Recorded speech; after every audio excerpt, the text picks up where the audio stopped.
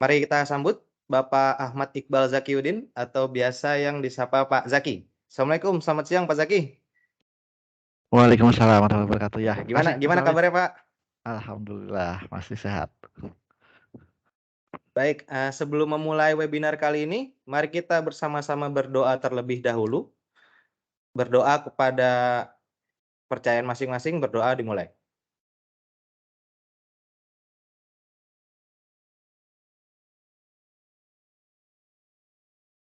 Berdoa selesai. Untuk memulai webinar pada siang atau sore hari ini, saya ada pantun nih Bapak Ibu. Tumben ada pantun, Liv. Nah iya Pak, makanya Pak. Saya tadi pusing Pak mikirnya, ini pantunnya gimana gitu. Oke, di sana Lampung, di situ Bali. Di tengah-tengahnya Pulau Jawa. Mari kita ikuti webinar ini. Semoga bermanfaat bagi kita semua. Silakan Pak Zaki, bisa dimulai. Baik. Oke, terima kasih Mas Alif. Selamat siang dan selamat sore Bapak Ibu, rekan-rekan sekalian. Assalamualaikum warahmatullahi wabarakatuh. Selamat siang, salam sejahtera untuk kita semua. Sebelumnya saya izin share screen dulu ya.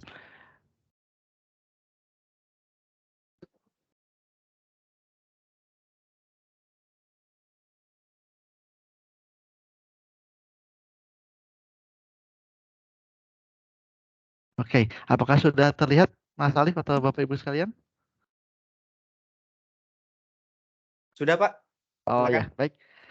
Terima kasih sebelumnya saya ucapkan ke Bapak Ibu sekalian maupun rekan-rekan sekalian di tengah kesibukannya di Kanwil maupun KPPN masih menyempatkan waktu untuk ya belajar sedikit ilmu baru mungkin bagi rekan-rekan yang baru atau malah justru sudah ada yang memang sudah expert di bidangnya.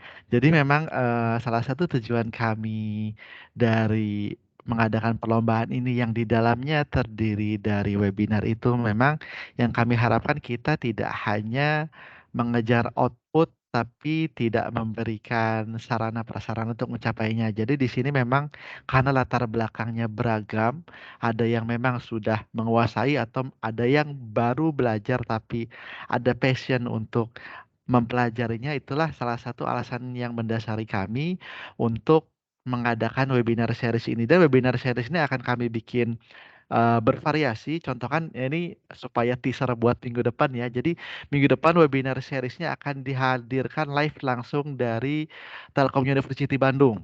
Jadi dari direktur kami, direktur SCTP dan juga dari Kasubdad kami akan memberikan pengenalan juga terkait dengan apa peran DJPB dalam APBN dan juga terkait dengan data juga, yaitu data maupun teknologi informasi sebagai enabler perubahan di Kementerian Keuangan. Nah, ini webinar berseri ini memang kami harapkan manfaatnya itu akan bisa dirasakan oleh seluruh DJ perbendaharaan pada khususnya maupun untuk yang di luar DJ perbendaharaan yang memang terkait atau ingin tahu lebih terkait dengan tupoksi kita. Jadi kalau yang di pengenalan data analytics ini sebelum masuk ke mulai detail, saya izin memperkenalkan diri dulu. Mungkin tadi sudah dikenalkan oleh Mas Arif.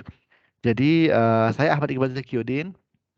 Saya sekarang diamanahi sebagai Kepala Seksi Pengelolaan Sains Data Perbendaharaan 1 di Subdit Pengelolaan Sains Data dan Sistem Informasi Perbendaharaan. Jadi ini merupakan salah satu unit struktural yang ada di Direktorat Jenderal Pembendaharaan khususnya di Direktorat SCTP. Jadi memang di sini tugas dan tupoksi kami memang boleh dibilang baru.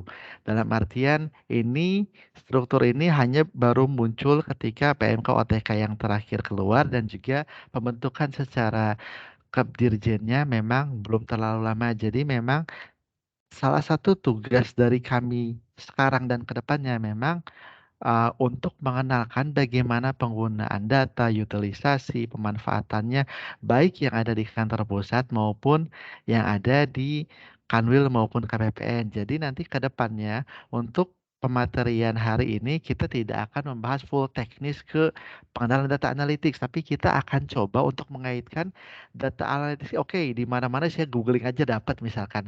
Nah, tapi gimana sih kaitannya dengan pemanfaatannya di Ditjen Perbendaharaan atau apa yang sudah kami coba tawarkan dan ke depannya akan bisa digunakan oleh Bapak Ibu sekalian itu seperti apa. Nah, ini nanti akan kami kasih gambaran di sini tentang data analytics yang memang sudah ada unit khusus yang menanganinya sekarang di Direktorat Jenderal Perbendaharaan. Tapi selain data analytics, nanti kalau misalkan Bapak Ibu sekalian pengen eksplorasi lebih jauh, jadi data analytics itu sebagai batu loncatan awal.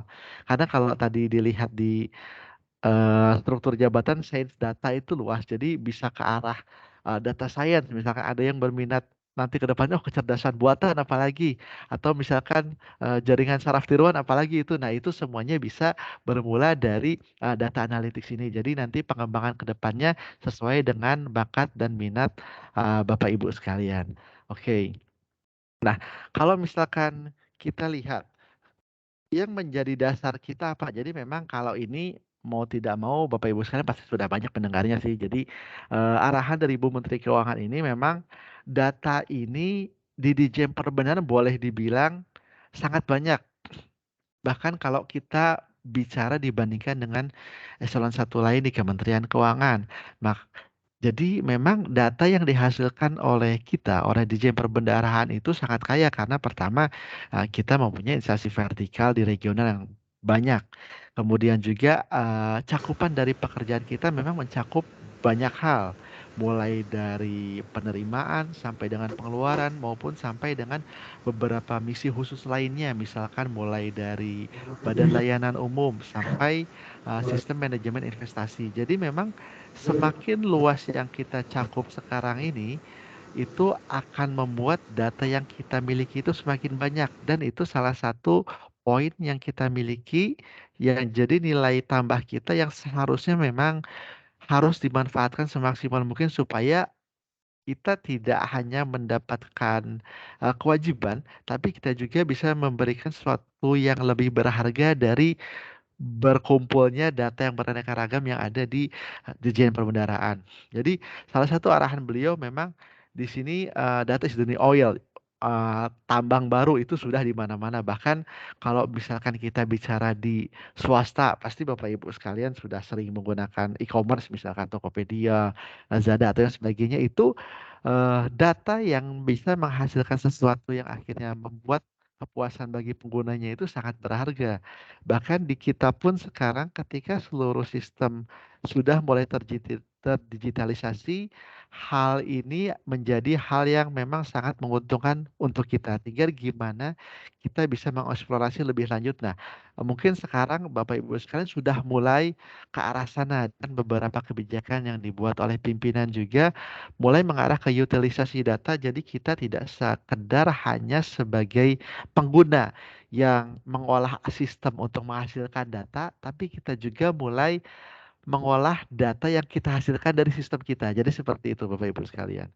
Nah, di sini saya ingin untuk membahasnya memang mulai dari dasar ya, kita mulai dari penyeragaman persepsi dari rekan-rekan sekalian. Jadi mungkin ada memang beberapa yang sudah jauh bahkan sudah sampai membuat beberapa analytics yang besar. Nah, tapi sekarang kita akan coba untuk mempelajari dari konsep awal karena memang siapa tahu ada yang mungkin terlewat dari konsepsi awalnya atau misalkan ada yang bahkan belum pernah melihat atau mengetahui konsepsi awal dari data analytics. Jadi data analytics boleh dibilang ini luas yang mana dia merupakan salah satu bagian yang akan kita cover sebagai bagian dari tupoksi kita di Dirjen Perbendaharaan. Jadi analitik itu apa sih? Jadi analitik itu bagaimana cara akhirnya kita menggunakan datanya, kemudian menggunakan teknologi informasi dengan beberapa analisis statistik,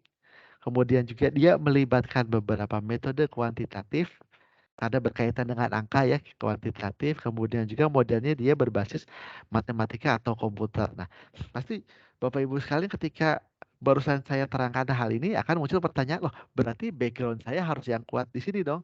Tidak. Jadi memang salah satu kelebihan dari era sekarang lah kalau kita bilang, era disrupsi teknologi, profesi-profesi atau keahlian seperti misalkan programmer ataupun misalkan sekarang data analitik itu bukan merupakan keahlian yang harus benar-benar dipelajari secara spesifik seperti misalkan dokter atau ahli geologi yang mereka memerlukan teori, konsep yang matang, kemudian praktek. Nah, keilmuan seperti data analitis ini, Bapak Ibu sekalian, walaupun backgroundnya bukan dari misalkan bukan dari matematik, bukan dari statistik, bukan dari ilmu komputer, tapi Bapak Ibu sekalian sangat sangat bisa untuk menguasai data analitis ini karena ternyata ini sudah bisa dibuktikan data analisis di kami banyak yang memang backgroundnya akuntansi, sarjana ekonomi, bahkan mereka jauh lebih handal dibandingkan yang latar belakangnya dari teknologi informasi. Jadi ini karena memang data analitis ini cabang keilmuan yang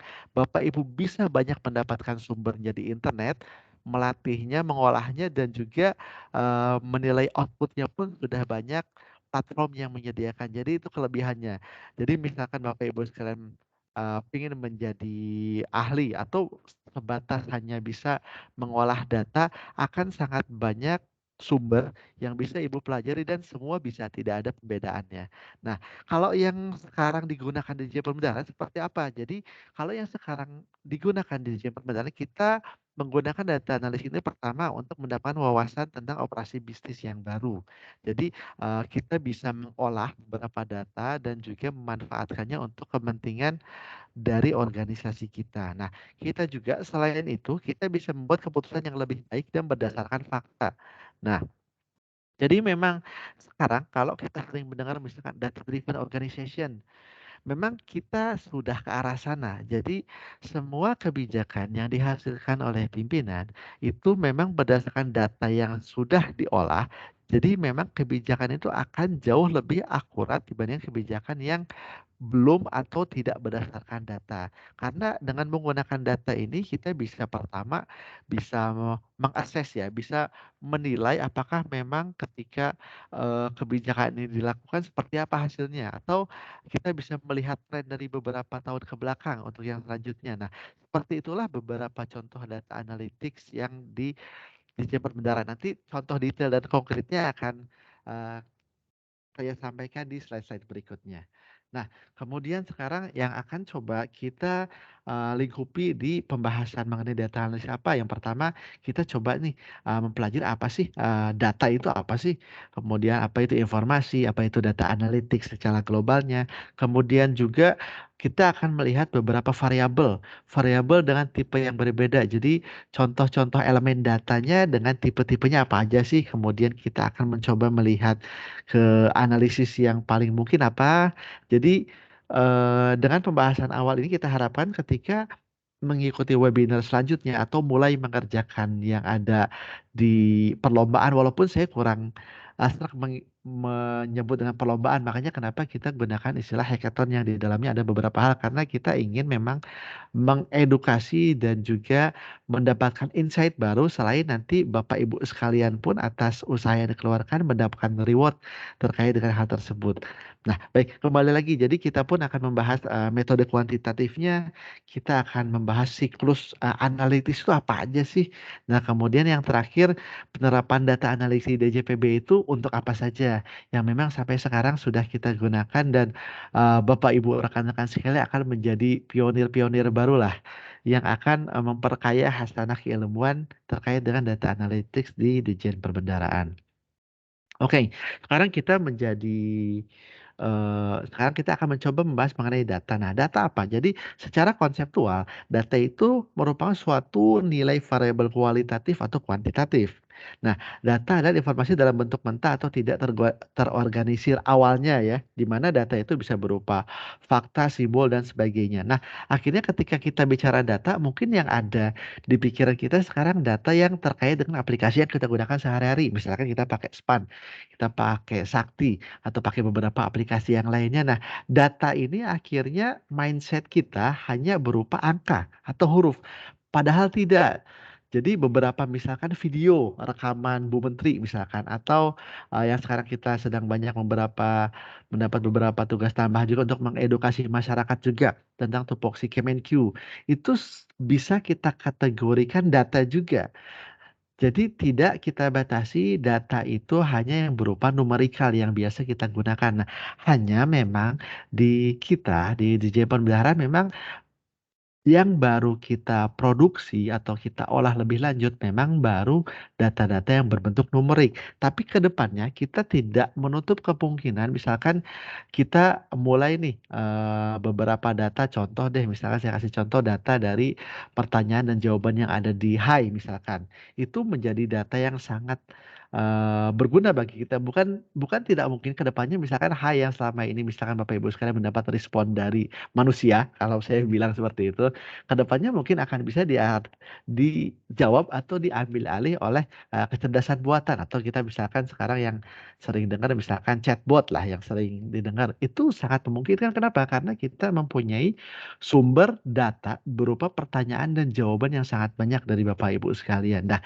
banyak data tersebut itu merupakan suatu keunggulan kita sekarang di zaman perbendaharaan yang memang akan kita coba manfaatkan semaksimal mungkin salah satunya dengan data analytics ini.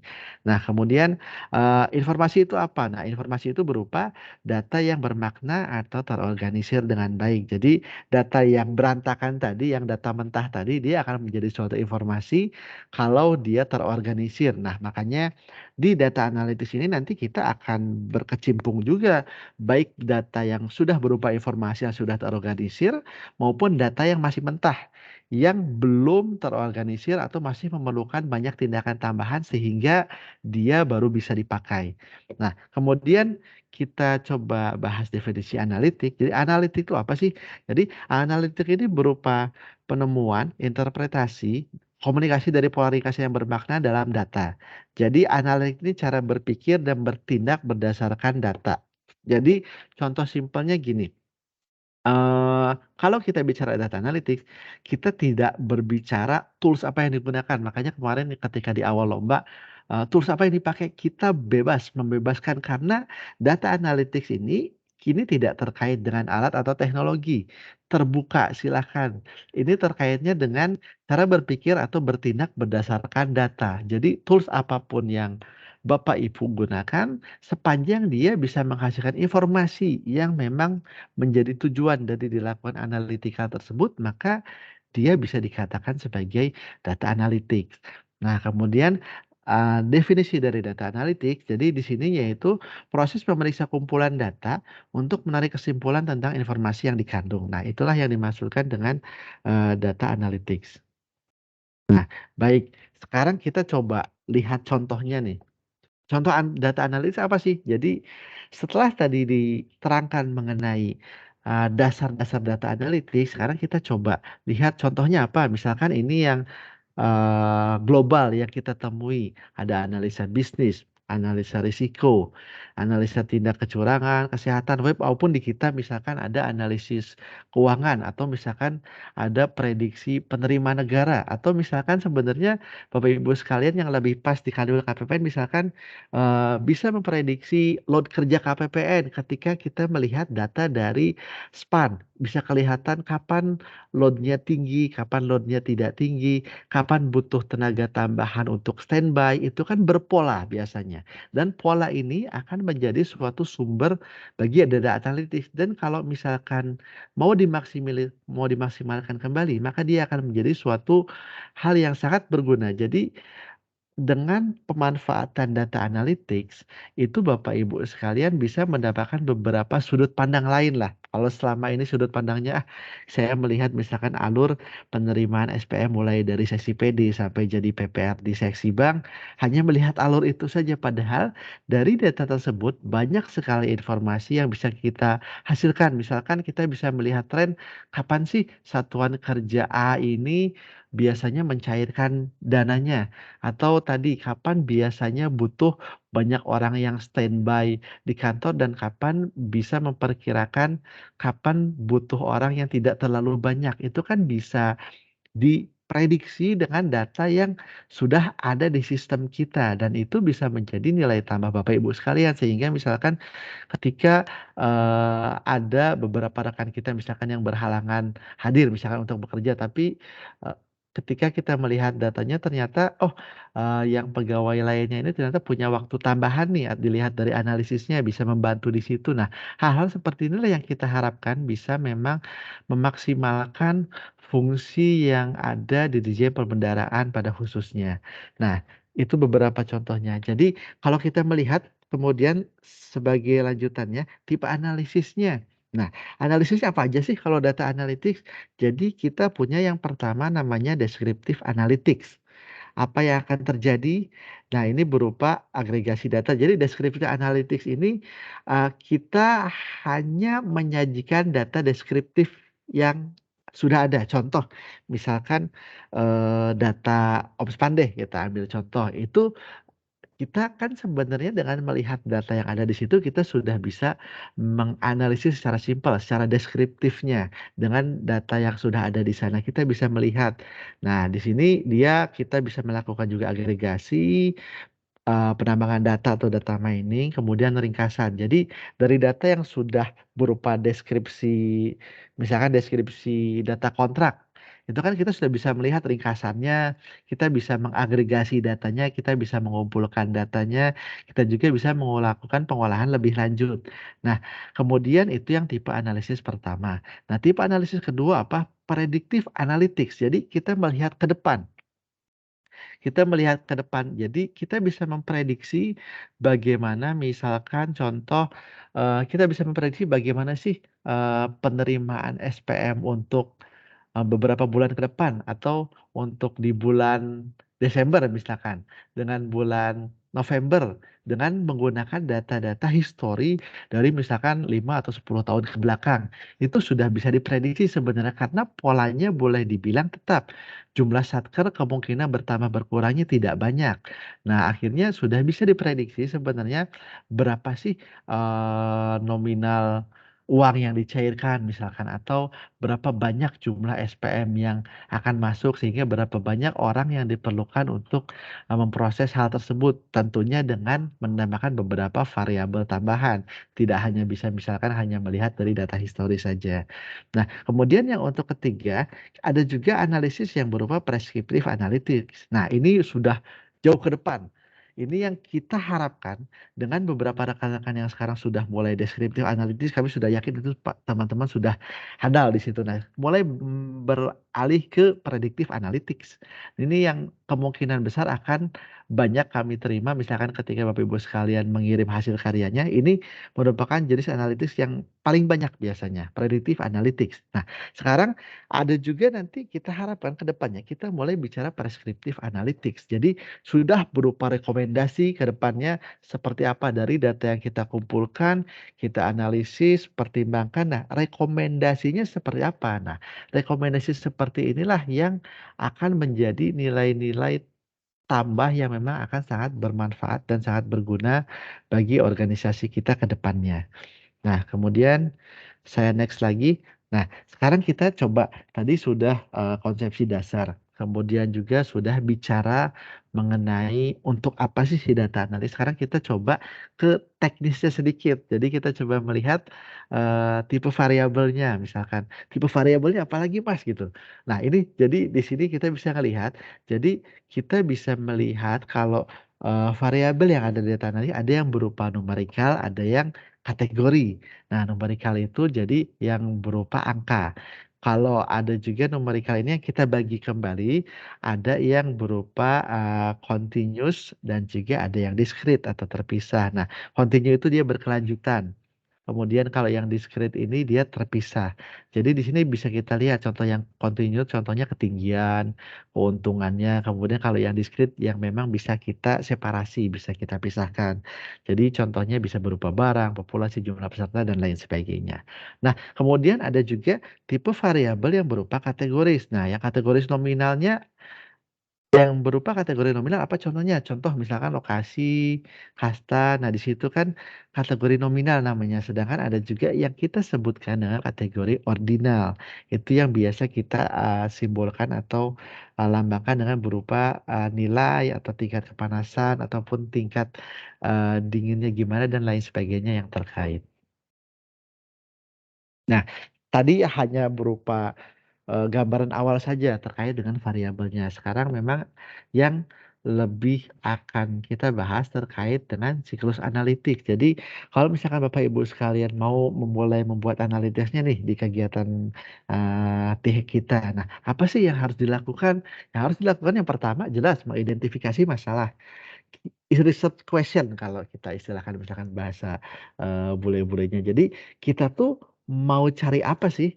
Bukan cari masalah ya, tapi, bukan cari masalah dalam arti yang negatif, tapi cari masalah dalam arti yang positif dan juga bukan membuat-buat masalah. Jadi kita perlu mengidentifikasi masalah.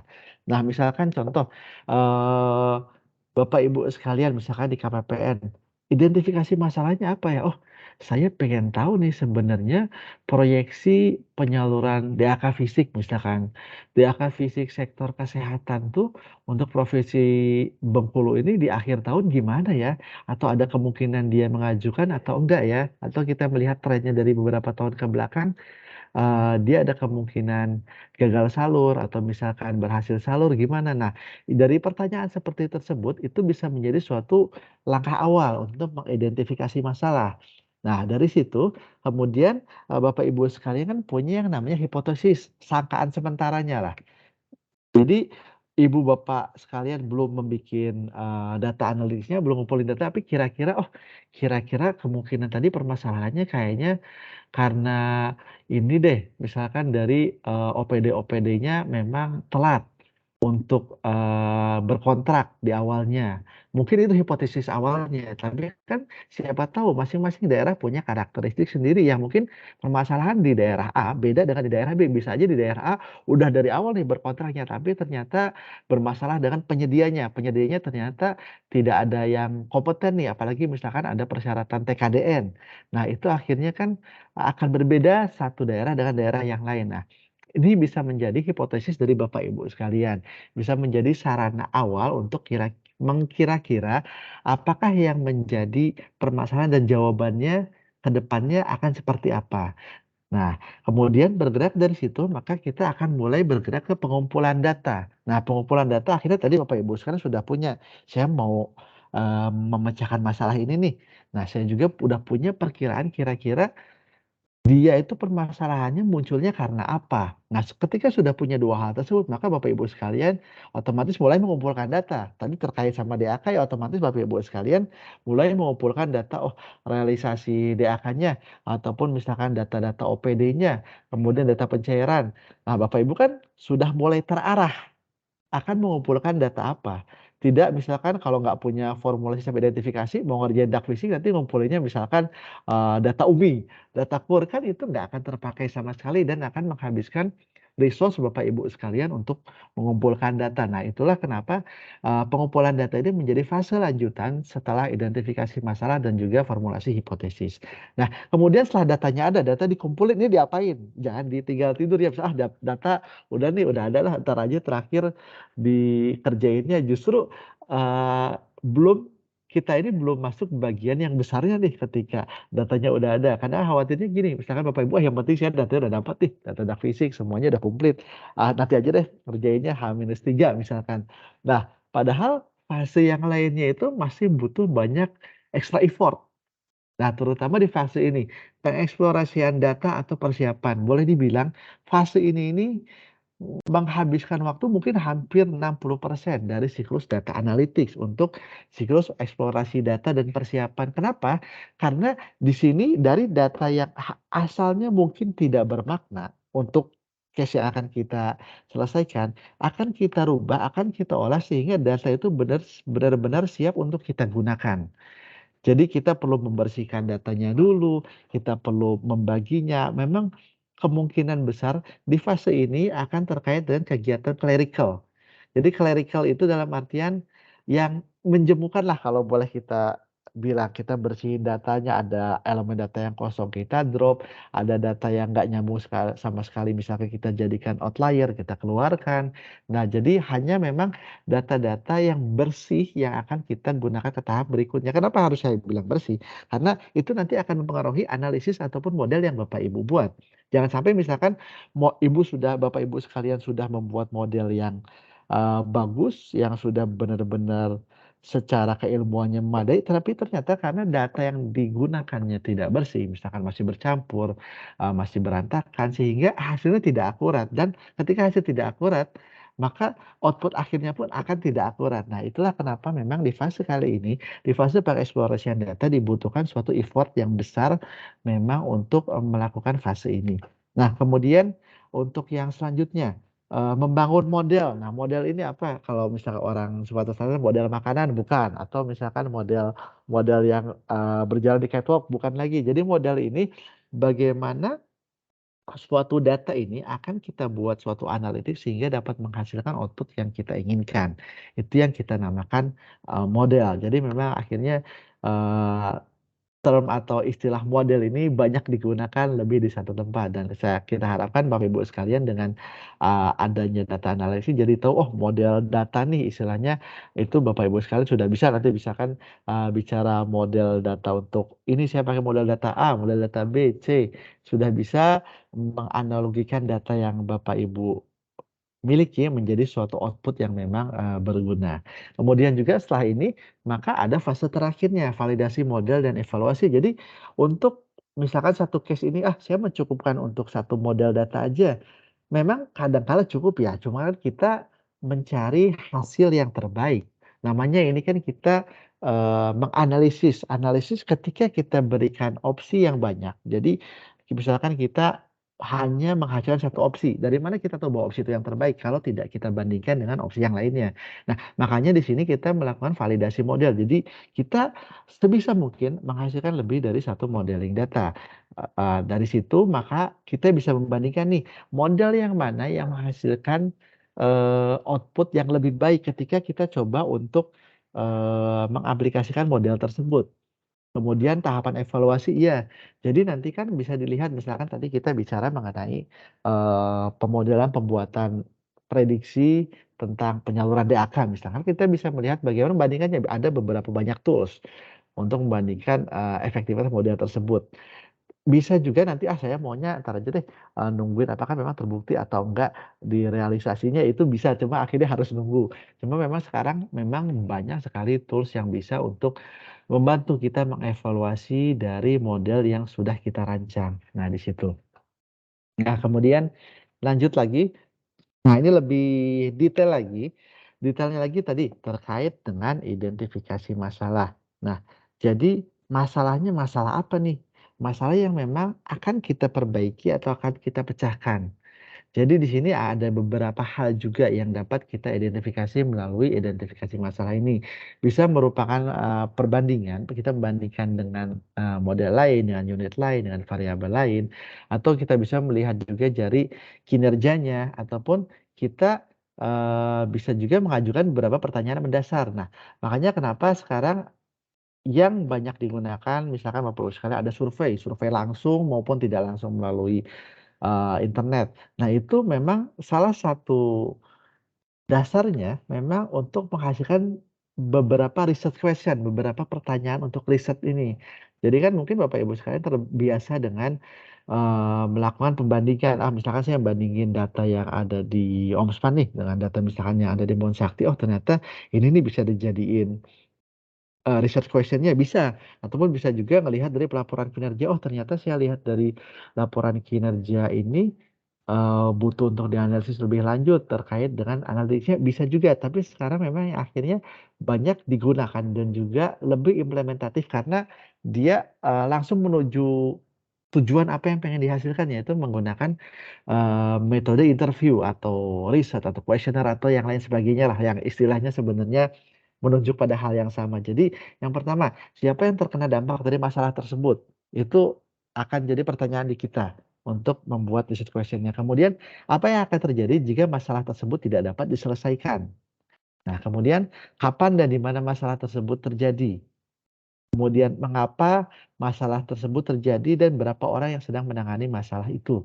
Sebenarnya kalau misalnya kita pakai cara yang sederhana misalkan 5W1H, yang what, where juga sebenarnya bisa juga, hanya ini lebih spesifik dengan beberapa pertanyaan mendasar tersebut. Jadi siapa yang terkena dampak dari masalah tersebut? Misalnya contoh kita di AK ya berarti masyarakat penerima atau yang menerima secara langsung tidak langsung dari DAK tersebut. Maupun misalkan kita bicara, oh Pemdanya juga bisa terkena dampak. Nah kemudian apa yang akan terjadi? Misalkan tidak termitigasi dari awal kan akan terjadi misalnya gagal salur. Yang harusnya dibayar dari APBN akhirnya dibayar pakai APBD.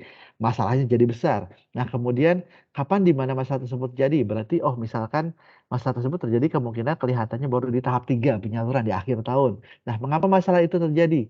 Ada beberapa opsi, misalnya bisa aja misalkan pegawai yang memang mengurusnya misalnya kompetensinya kurang, atau misalkan dari kontrakornya tadi ternyata cacat kontrak, dalam arti misalkan lari, kabur, ada beberapa masalah. Nah kemudian berapa banyak orang sedang menangani masalah tersebut, misalkan berarti masalah tersebut ditangani oleh berapa orang. Nah beberapa pertanyaan ini akan menjadi suatu sumber yang memang akan menunjuk kepada research question yang akan lebih berkualitas kalau boleh kita istilahkan. Nah, di sini formulasi hipotesis kan. Jadi dari pertanyaan tersebut akhirnya kita membingkai pertanyaan-pertanyaan tersebut menjadi suatu hal yang apa sih yang perlu dijawabnya. Kemudian kita juga bisa membuat list. Semua kemungkinan masalahnya bisa pakai list, manual lah, apa yang memang lebih nyaman untuk Bapak Ibu sekalian. Kemudian kita pun akhirnya dari list yang sudah kita buat, dari daftar yang sudah kita buat, kita bisa mengeliminasi masalahnya. Jadi jangan sampai misalkan ada, Bapak Ibu sekalian membuat 2 atau 3 daftar yang sebenarnya intinya sama. Itu akhirnya kan bisa dieliminir, bisa dijadikan satu poin saja sehingga tidak akan terlalu luas, tidak akan terlalu bias bahkan dari penelitian yang dilakukan oleh Bapak Ibu sekalian. Nah, kemudian menggunakan pembangunan konsensus untuk menuju ke daftar masalah utamanya. Jadi dari pertanyaan tadi sudah dieliminir, sudah dipilah-pilah, nah akhirnya menjadi suatu masalah utama. Masalah utamanya apa? Nah, itu tadi yang merupakan hasil dari penerawangan atau penelitian Bapak Ibu sekalian di situ. Nah, kemudian selanjutnya pengumpulan data. Nah, teknik pengumpulan data pertama menggunakan data yang telah dikumpulkan orang lain. Nah, saya akan menggarisbawahi poin ini, menggunakan data yang telah dikumpulkan orang lain. Kenapa saya menggarisbawahi? Itulah kenapa misalkan dilihat di slogan bawah ini ada Treasury Big Data. Jadi, salah satu tugas kami di kantor pusat khususnya di DSITP. Jadi, ketika Bapak Ibu sekalian diberikan suatu tugas baru misalkan atau suatu kesempatan untuk mengupgrade diri sendiri dengan menggunakan data. Jadi menggunakan data yang telah dikumpulkan orang lain ini kami, eee, memang sudah ada beberapa contoh dataset yang kami tawarkan, yang ada di, portal kami, tapi itu hanya sebagian kecil sekali, hanya untuk, eee, prototyping awal dari layanan apa atau platform apa yang akan kami sediakan ke depannya untuk bisa digunakan oleh Bapak Ibu sekalian. Jadi makanya kenapa, kemarin akhirnya ada perubahan, kebijakan bahwa ternyata Bapak Ibu sekalian bisa nih menambah data yang dibutuhkan, kami sediakan juga formnya. Kenapa? Karena kami ingin Bapak Ibu sekalian tidak mendapatkan kesulitan tambahan justru dengan mengikuti kegiatan ini, tapi justru malah, terbantu dan menambah banyak ilmu tambahan. Jadi kita terkait dengan data-data yang memang sudah ada, kita dikumpulkan orang lainnya ini misalkan dikumpulkan oleh Spanlah atau oleh Sakti atau oleh, SIKP misalkan. Jadi data-data tersebut akhirnya kita kumpulkan, kita bagi datasetnya sehingga kita harapkan di tahap awal ini bisa memenuhi apa yang digunakan terlebih dahulu untuk kegiatan ini. Ke depannya nanti bukan hanya untuk kegiatan ini, tapi, analisis yang Bapak Ibu buat juga, misalkan butuh data apa, Bapak Ibu sekarang akhirnya tahu, oh kepada siapa nih saya harus meminta data ini. Ketika sebelumnya mungkin, kebingungan, oh saya butuh data ini nih, nanya ke siapa ya? Apakah direktorat PA atau ke sini? Akhirnya kan itu akan mengambil banyak resource di situ. Nah, makanya sekarang akan kita lihat itu bagaimana memang, kita bisa menyediakan suatu platform yang bisa membantu Bapak Ibu sekalian dalam melakukan, pekerjaan terkait dengan data analitis ini. Nah kemudian yang lainnya teknik pengumpulan datanya, kalau misalkan kita mencoba untuk mengumpulkan data sendiri, berarti kita harus sistematis memilih dan mengamati karakteristik orang, objek, atau peristiwa. Nah ini kalau misalkan, kita coba mengumpulkan data sendiri dan juga kalau misalkan kita coba untuk, interview sendiri, kita akan mengajukan satu pertanyaan lisan responden, baik individu maupun kelompok, yang nanti hasil akhirnya akan kita, review, kumpulkan dan kemudian ada juga mengumpulkan data berdasarkan jawaban yang telah dijawab responden dalam format tertulis. Jadi ini beberapa teknik pengumpulan data. Nah, kalau kita bicara misalkan beberapa teknik pengumpulan data ini, misalkan Bapak Ibu sekalian nanti atau sedang atau bahkan telah misalkan melakukan beberapa survei nih di Kanwil, di KPPN, misalkan terkait sama UMI segala macam, kan selama ini formatnya manual. Yang mana ketika misalkan kegiatan sudah selesai dilaporkan, kadangkala nggak tahu nih datanya di mana nih. Nah, padahal itu bisa menjadi data yang sangat berharga sekali. Contoh misalkan, data survei keekonomian debitur nih kita misalkan bicara. Data itu sebenarnya, sangat sangat berguna bagi kami di Treasury Big Data ini. Jadi memang ke depannya akan kita platform juga selain Bapak Ibu sekalian akan mendapatkan data dari kami akan menjadi platform juga Bapak Ibu bisa menyumbangkan data yang siapa tahu mungkin teman lain ada yang butuh nih. Misalkan saya ngumpulin data A, yang teman lain yang di KPPN lain misalkan butuh data itu, mereka tidak perlu sulit-sulit untuk melakukan kegiatan survei dari awal, tapi bisa menggunakan data yang sudah ada. Nah, tapi ada syaratnya nanti memang di kami di Treasury Big Data, data yang akan berasal dari Bapak Ibu sekalian nanti akan kami cleansing, kami bersihkan. Yang bentuknya misalkan tadi survei atau yang boleh kita bilang unstructured ya, tidak terstruktur.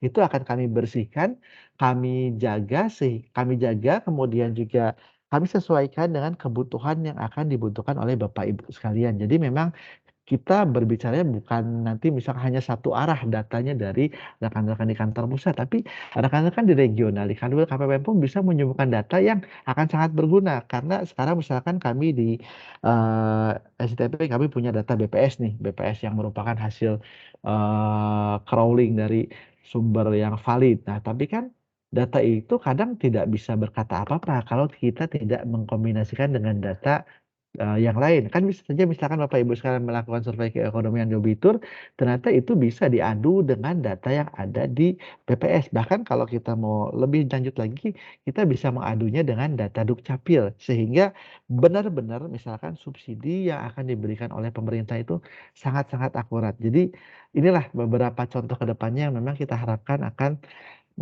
diselesaikan dengan adanya beberapa kegiatan seperti ini. Nah, kemudian ini yang siklus selanjutnya. Siklus selanjutnya yaitu kita berbicara masalah eksplorasi data. Jadi kita pertama, mengimpor data. Kita mengimpor data, kita memasukkan data yang bisa berasal dari sumber yang udah ada, misalkan dari platform TBD kita. Nah, tapi, perlu kita garis bawahi bahwa, Treasury Big Data TBD ini bukan platform baru. Jadi misalkan, ada SPAN, ada Sakti, sekarang TBD sistem baru, enggak.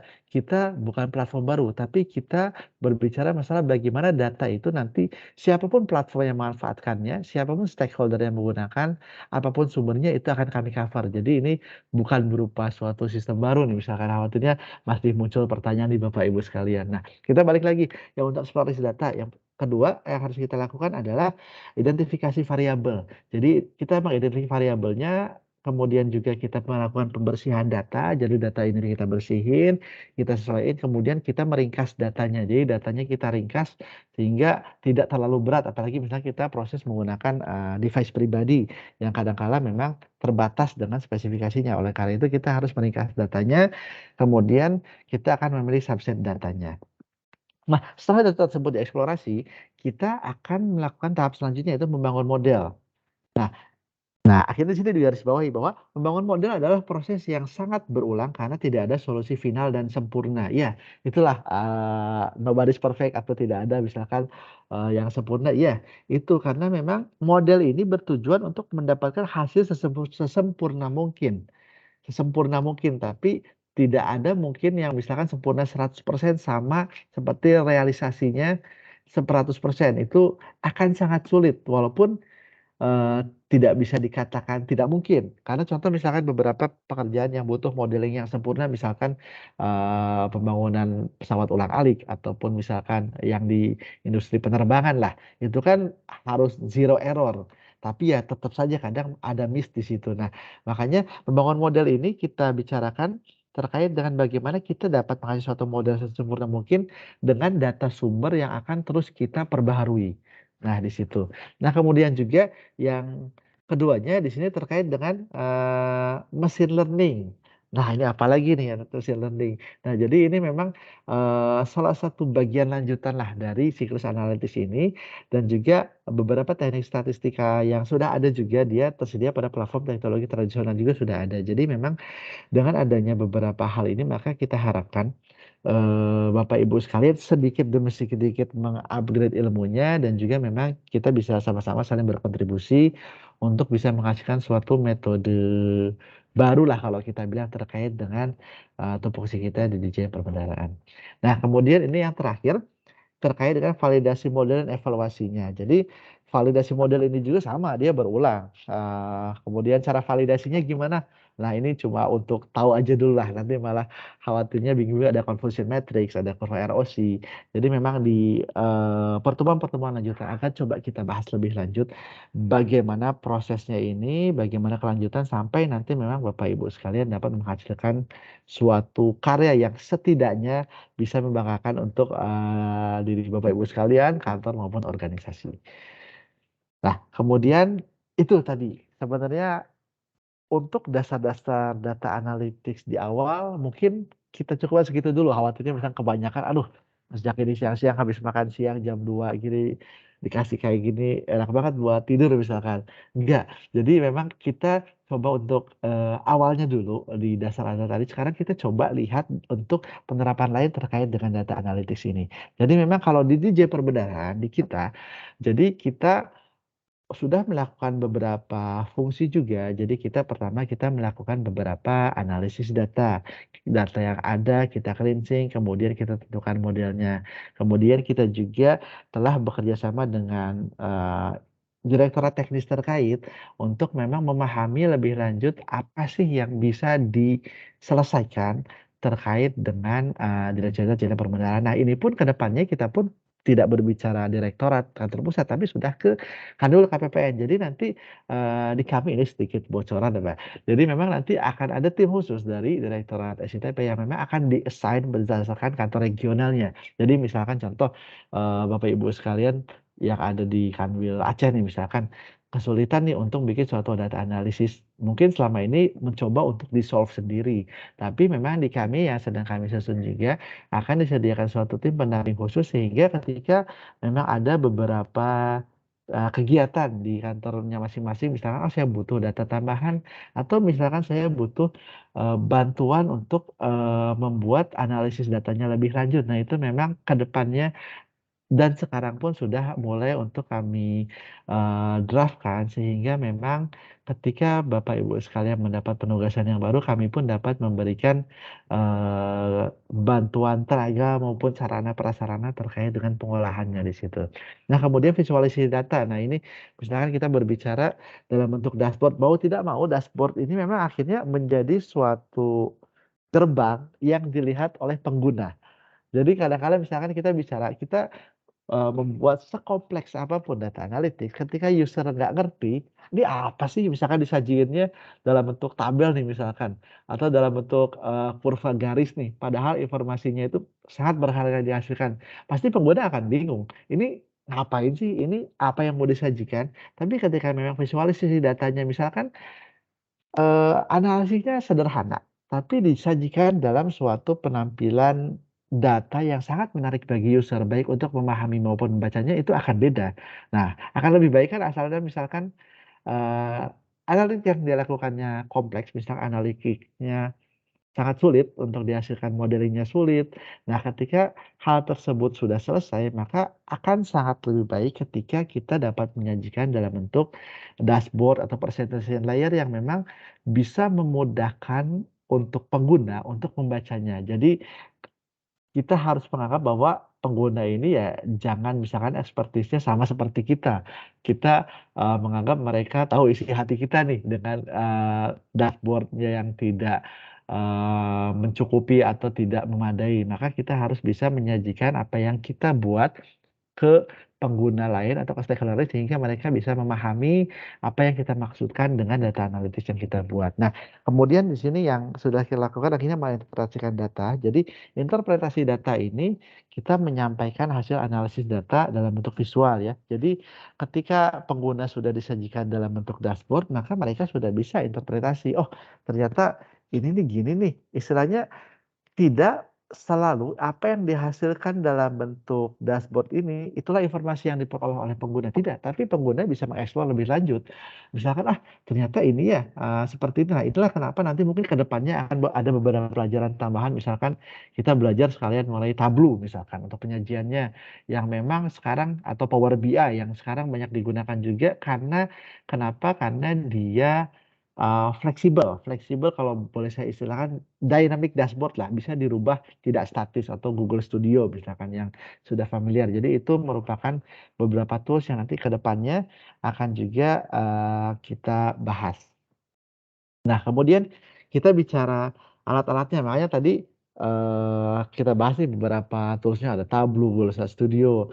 Nah, tapi yang menarik satu ini Microsoft Excel. Bahkan kalau saya mengutip salah satu profesor ini, Microsoft ini merupakan salah satu tools atau software yang bisa mengalahkan seluruh software lain terkait dengan alat-alat data analytics ini. Kenapa? Dia simple, kemudian dia user friendly dan sudah banyak digunakan, tidak perlu banyak belajar lagi dan memang tidak bisa kita pungkiri bahwa kami misalkan di data analytics maupun di data science memang akhirnya Microsoft Excel ini memang menjadi salah satu tools yang masih sangat powerful. Ketika misalnya kita sudah bicara beberapa di sini, ada RStudio, apalagi ada Python, atau ada Ular, apalagi di sini, atau ada Power BI yang tadi saya sebutkan, itu memang akhirnya, porsinya belum sebanyak, Bapak Ibu sekalian menggunakan misalkan Microsoft Excel, baik sebagai data sumber maupun sebagai alat untuk melakukan analytics dan memang itu tidak bisa kita pungkiri sampai dengan sekarang menjadi salah satu teknologi yang banyak sekali masih digunakan di beberapa instansi, baik pemerintahan maupun publik. Nah, itu tadi beberapa gambaran mengenai, alat-alat data analytics-nya. Nah, sekarang kita bicara, nah ini apa Mas, treasury data di perbendaharaan. Jadi kita bicara gini, dari data analytics yang dilakukan atau sedang dilakukan sekarang, nah ini gambarannya beberapa infrastruktur atau sarana prasarana atau, modeling data atau hal-hal yang terkait dengan data analytics. Jadi memang kita, di sini kita berbicara di dirjen pemeliharaan, kita mengumpulkan seluruh data, baik dari internal maupun data eksternal. Ini yang sampai proses sekarang hampir keseluruhan data sudah kita kumpulkan di satu tempat, kita bilangnya data lake, danau. Danau data lah, semuanya kita cemplungin, nggak tahu apakah semuanya bisa dipakai atau enggak, yang penting semuanya kita cemplungin. Nah, ini kita sudah mengumpulkan data internal dan eksternalnya.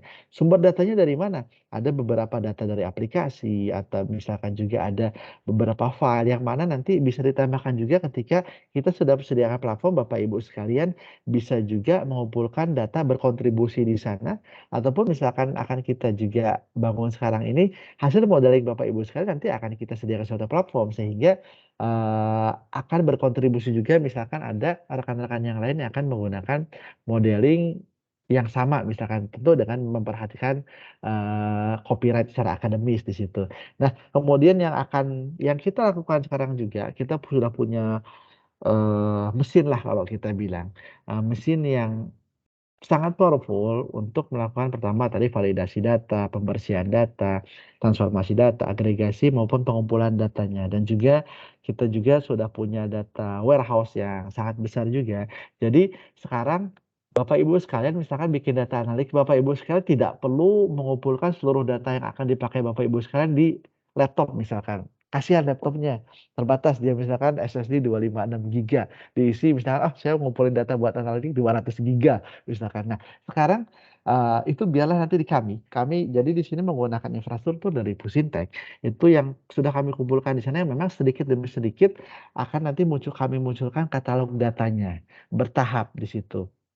Jadi nanti cukuplah di situ yang nyimpan keseluruhan datanya, biar Bapak Ibu sekalian yang tinggal menggunakannya di situ. Jadi tinggal butuh apa, ya sudah ambil di sana. Ketika sudah selesai delete silahkan toh data sumbernya masih ada di source-nya kita, di data warehouse kita. Jadi itu yang memang salah satu, kemudahan yang akan ditawarkan. Bahkan ke depannya juga, kami juga akan mencoba membangun istilahnya untuk pemrosesan nanti akan menggunakan mesin yang ada di kami.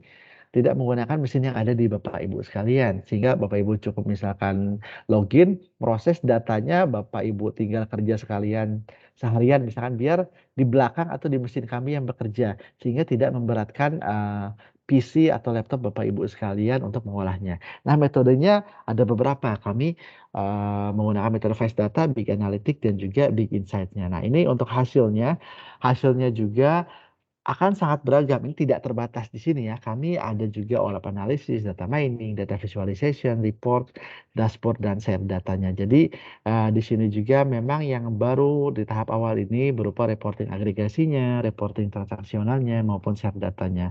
Nah, itu beberapa contohnya yang memang di saat sekarang ini sudah digunakan di internal maupun eksternal Kemenq. Eksternal ya, memang kalau eksternal kita harus mengikuti standar baku yang ada, harus melalui satu layanan data Kementerian Keuangan. Sedangkan kalau internal, kami harapkan di tahun ini, selain misalkan kami sediakan platformnya, kami pun bisa terus mengedukasi Bapak Ibu sekalian yang mungkin nanti ke depannya akan ada beberapa kegiatan lanjutannya, sehingga Bapak Ibu sekalian bisa memperoleh manfaat yang lebih dari Treasury Big Data Digital Perbendaharaan ini.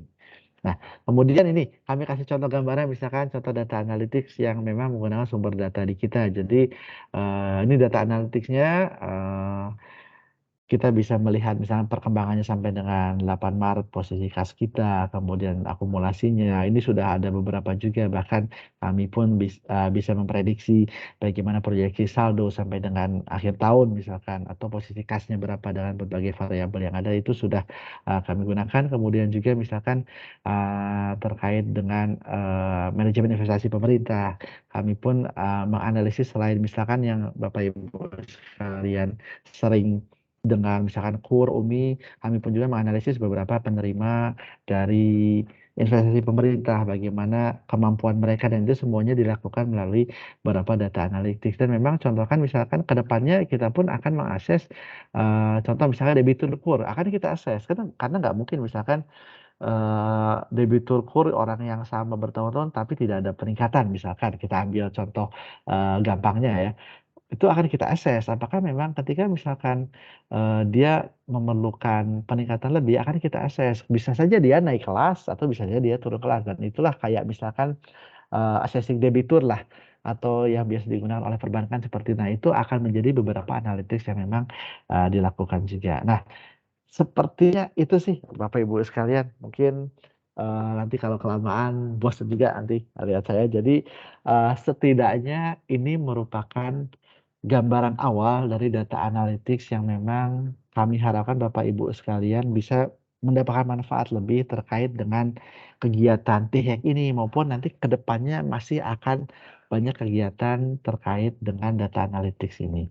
Baik, jadi mungkin untuk pembahasan materi kami cukupkan sekian Bapak Ibu sekalian. Nah, mungkin sekarang kita coba diskusi lah. Kita masih punya waktu 10-15 menit lah Mas Alif. Barangkali memang Bapak Ibu sekalian ada yang mau ditanyakan, atau sekalian aja misalnya mau ditanyakan terkait lombanya atau terkait materi ini, kami persilakan. Silakan Mas Alif, kami kembalikan. Terima kasih.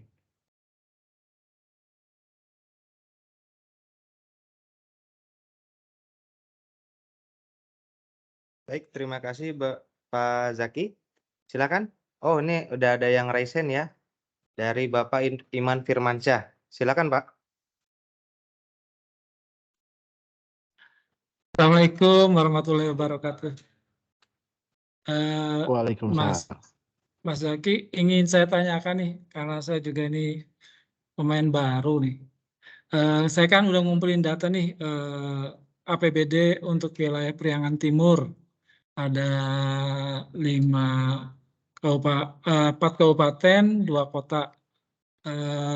Itu data trennya itu sekitar 10 tahun terakhir sampai dengan 2021.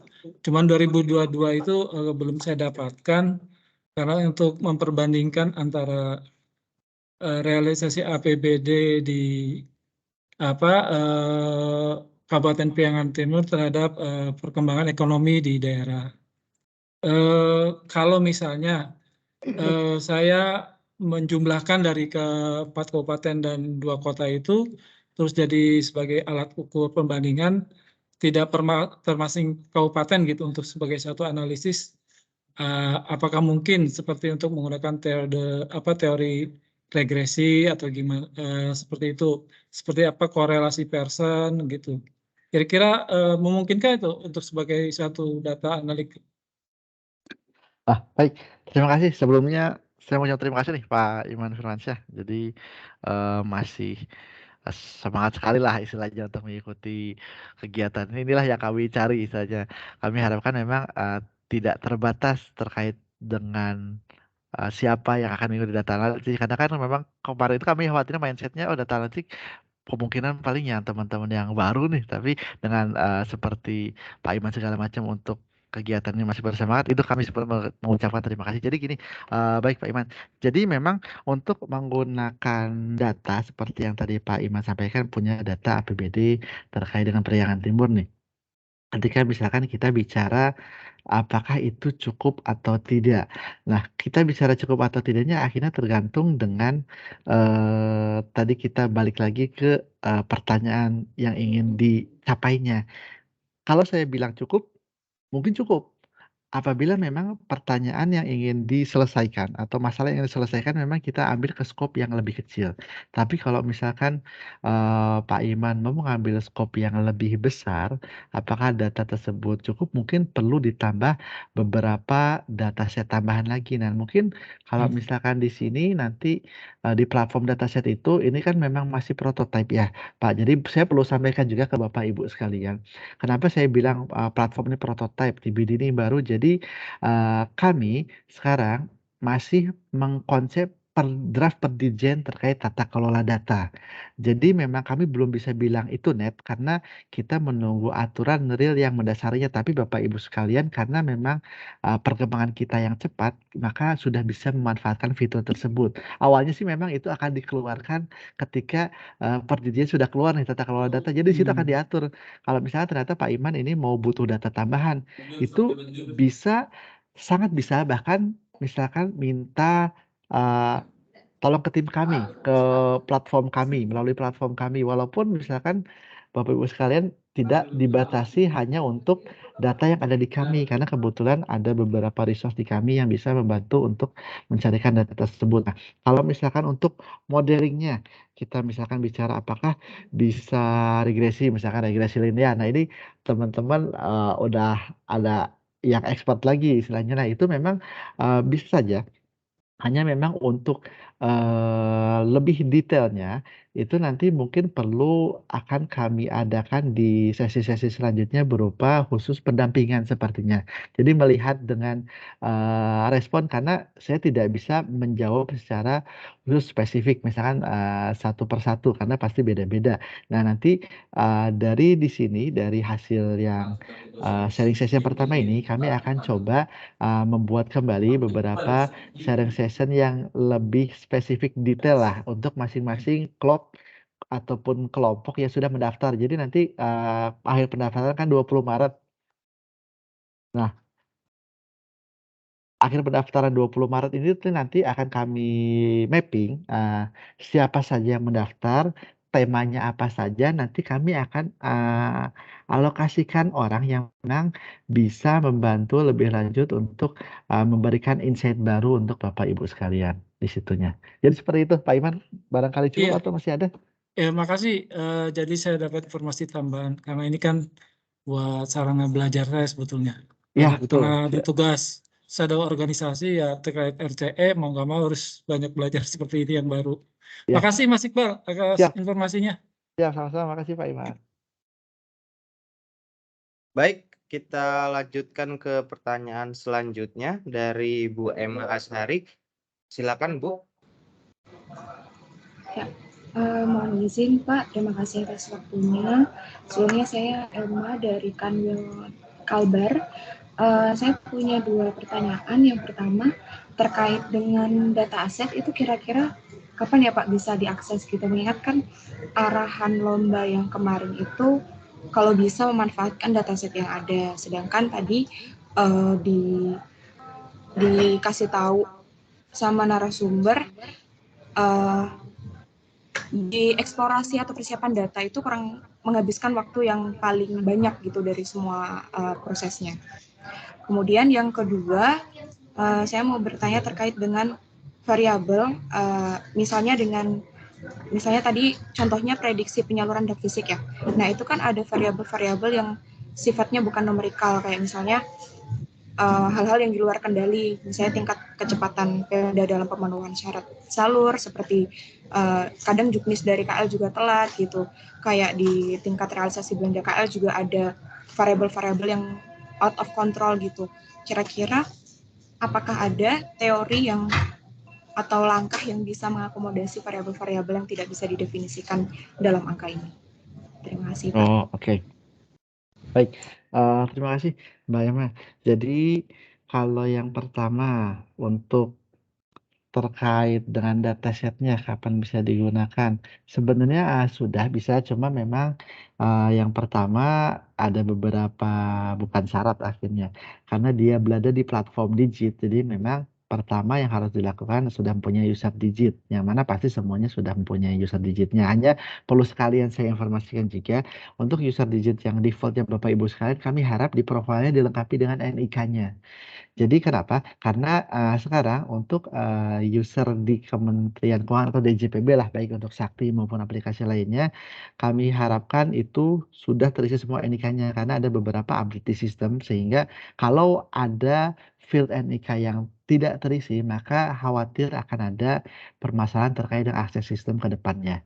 Jadi itu pertama yang harus dilakukan, login melalui Digitnya sudah bisa juga diakses. Nanti mungkin teman-teman melalui grup juga bisa menginformasikan bagaimana cara untuk mengakses dataset tersebut. Jadi melalui yang digit.kemenq.go.id yang /tbd itu memang dari pendaftar yang sudah terverifikasi akan kami buka aksesnya sehingga bisa mengakses dataset tersebut. Kenapa kok tidak kami buka langsung semuanya? Karena memang sampai dengan sekarang ketika kita kembali ke belum adanya pendirian tata kelola ini, kita masih menjaga supaya memang data tersebut digunakan oleh yang benar-benar menggunakannya supaya tidak ke arah lain di situ.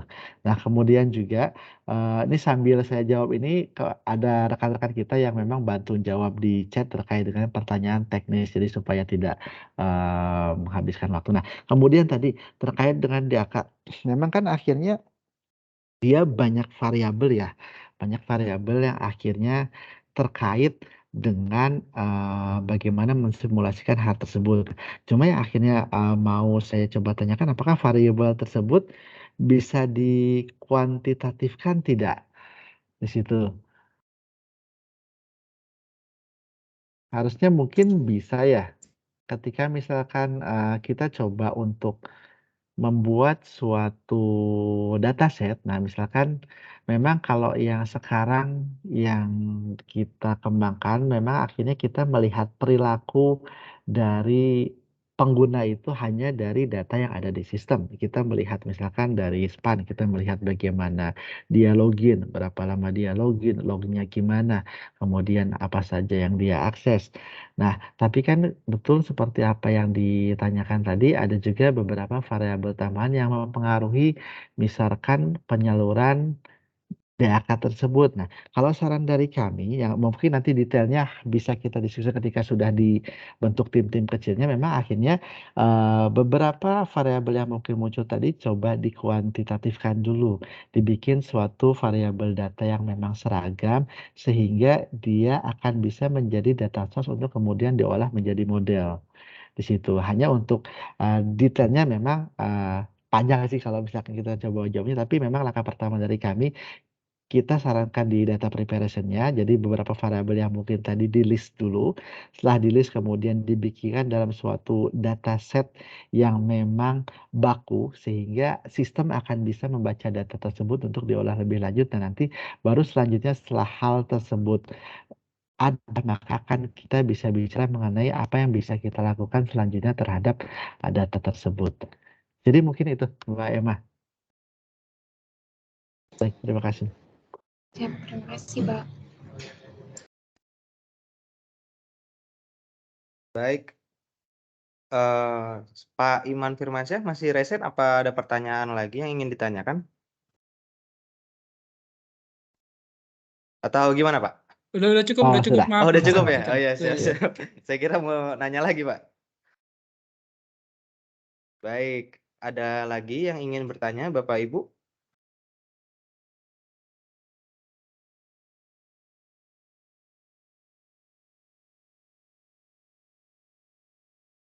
Baik, barangkali jadi sambil kami menginformasikan juga, jadi, untuk sharing knowledge ini, jadi nanti ini baru tahap awal saja, pengenalan data analytics. Nanti silahkan ditunggu informasi-informasi selanjutnya, nanti akan kami, hadirkan narasumber yang memang pertama dari praktisi langsung, baik dia dari beberapa perusahaan private atau swasta yang memang kalau sekarang, di kami sendiri di Ditjen Perbendaharaan sudah bekerja sama dengan beberapa ahli-ahlinya juga, ataupun nanti akan ada, sharing dari beberapa akademisi. Jadi kalau untuk kali ini, kita di perbendaharaan kita memang sudah menggunakan atau bermitra dengan akademisi dari Universitas Indonesia dan juga ada beberapa ke depannya seperti Universitas Telkom dan sebagainya, mana itu ke depannya nanti yang memanfaatkan bukan hanya kami di kantor pusat, tapi di Bapak Ibu sekalian di regional juga di Kanwil atau KPPN sehingga, kami dari organisasi bermitra dengan akademisi juga sehingga ketika Bapak Ibu sekalian mendapatkan suatu kesulitan atau mendapatkan suatu penugasan untuk mengasah suatu data analytics itu bisa dibantu memang dari beberapa rekan kami maupun dari akademisi yang bermitra dengan kami. Jadi itu kedepannya seperti itu. Nah, kemudian perlu kami sampaikan juga di sini tadi kembali, acara ini akan kita adakan secara berkala ya setiap minggunya dengan materi yang berbeda dan saya sampaikan lagi kembali juga untuk minggu depan ada penampilan khusus lah. Wah, penampilan jadi akan ada live stream dari Telkom University yang mana akan ada pembahasan terkait dengan, digital disruptif pada APBN atau dalam kata lain bagaimana sih teknologi kita bisa menjadi enabler dalam perubahan APBN. Jadi, akan ada siaran langsung terkait, hal tersebut untuk Kamis minggu depan. Jadi pembicaranya ada dari, dekan Fakultas Manajemen dan Bisnis di Universitas Telkom, ada juga dari Pak Direktur SITP dan juga, dari Kasubdit PSD SIP. Jadi di situ nanti akan berbentuk webinar. Kami harapkan Bapak Ibu sekalian nanti bisa mengikutinya, hanya yang untuk Kamis depan akan dimulainya pagi hari. Jadi silahkan di situ untuk mengikuti dan memanfaatkan beberapa insight tambahan karena di situ akan ada beberapa informasi menarik yang mungkin baru ada mulai gambarkan di situ. Jadi memang, untuk pembahasan ini akan berlangsung dan juga nanti setelahnya baru akan dimulai yang mengenai programming. Programming pokoknya gambarannya akan coba kita bikin mulai dari yang tahap simpel sampai dengan nanti yang memang bisa aplikatif dan bisa digunakan. Baik, mungkin karena melihat waktu ini sudah 3/4, nah teman-teman di Indonesia Timur maupun Indonesia Tengah juga sudah hampir waktunya untuk, pulang kantor. Mungkin dari saya cukup sekian ya Mas Alif, mungkin di sini izin saya langsung, tutup juga sekalian. Sebelumnya kami mengucapkan terima kasih kembali kepada Bapak Ibu sekalian yang telah hadir dan mengikuti kegiatan ini. Kami harapkan kegiatan ini akan bisa membawa manfaat yang lebih terkait dengan tupoksi Bapak Ibu sekalian maupun terkait dengan kemampuan Bapak Ibu sekalian dan juga memang kami harapkan nanti akan ada beberapa kejutan tambahan yang bisa diberikan oleh tim kami ke depannya. Jadi, kalau kata orang sekarang stay tune, silakan tunggu webinar-webinar selanjutnya. Ada beberapa informasi, kegiatan tambahan, kejutan lainnya akan kami berikan secara berkala ke depannya dan kami harapkan, apa yang kita pelajari, apa yang kita, gunakan terkait dengan data ini bisa berguna bagi kita sendiri maupun bagi organisasi. Baik, mungkin sementara itu dari kami, dari saya dan juga mungkin sekalian dari Mas Alif, kami mengucapkan mohon maaf apabila ada kesalahan dalam penyampaian kami. Kami harapkan, apa yang kita pelajari hari ini bermanfaat bagi kita. Terima kasih sebelumnya. Wassalamualaikum warahmatullahi wabarakatuh. Selamat sore, salam sejahtera, dan sampai bertemu kembali. Terima kasih Bapak Ibu sekalian. Waalaikumsalam warahmatullahi wabarakatuh. Terima kasih Pak Zaki. Izin informasi tambahan ya, untuk materi akan kami share di grup ya, grup WhatsApp yang sudah saya kirim linknya di kolom chat. Silakan Bapak Ibu peserta yang belum bergabung silakan bergabung ya. Nanti materi kami akan share di situ.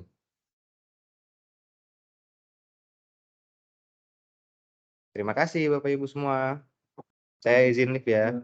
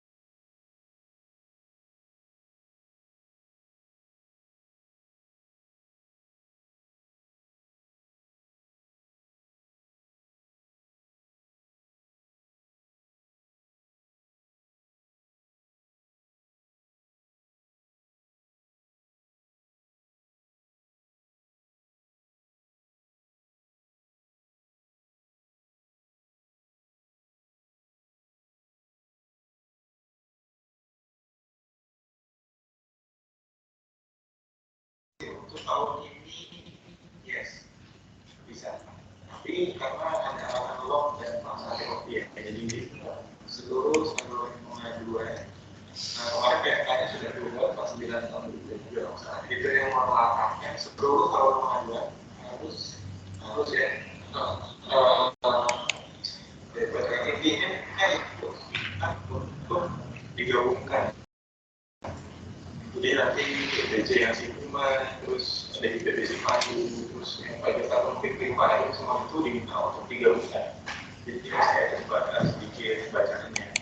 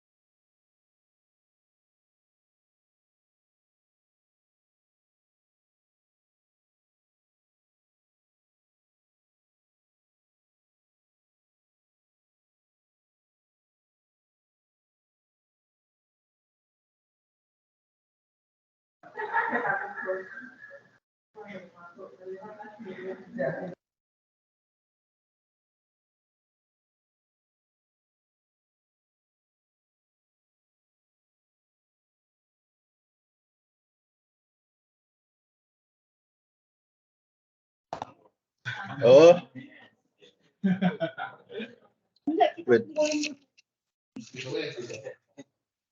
Lu mau ngapain? Lu itu kenapa di atas?